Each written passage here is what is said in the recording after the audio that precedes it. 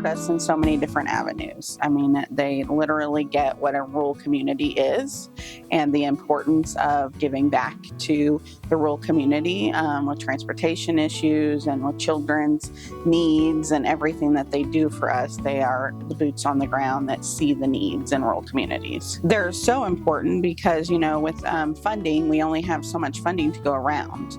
And so there are things that they see and assist us with that just make it happen, basically, you know, just make things happen that may not happen without their support.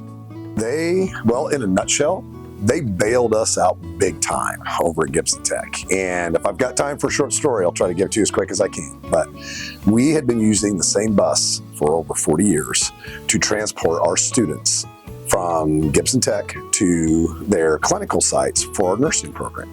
And lo and behold, imagine a 40-year-old vehicle, probably not keeping up to snuff with that kind of travel. It was falling apart, it was getting there, it had been patchworked together several times.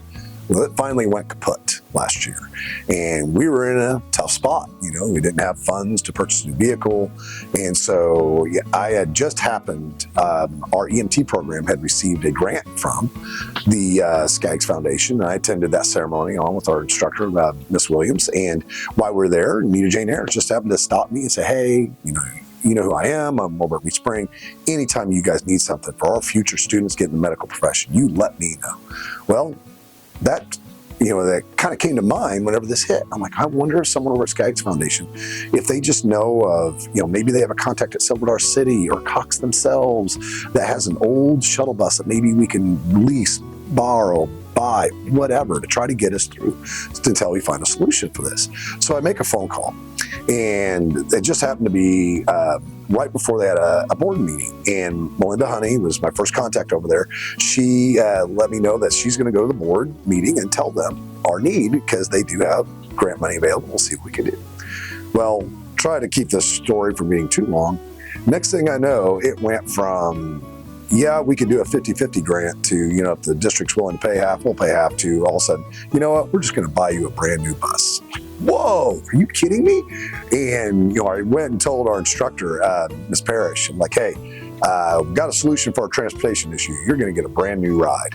And she was just floored, by this idea, because we're talking a very expensive, very nice vehicle that is going to service our students in a lot of capacities, not just the nursing program, but for years and years to come. And this was a major gift by the foundation to really step up and show. And to me, it not only it showed their investment into our school and our community, but also just the future of healthcare workers. We all know that in recent years, there's a struggle to get people into the healthcare field. So any way we can overcome obstacles, and that's, getting kids to clinicals, getting kids interested in the program, showing it's important, because that's the other thing these girls felt like, they've been riding this 40-year-old bus and, it's kind of janky, the kind of thing, versus now, look at this brand new vehicle. People see us as important. People see this program as important. Just gave them that much more sense of worth and belonging, and it was just such a great blessing to have them step up the way they did.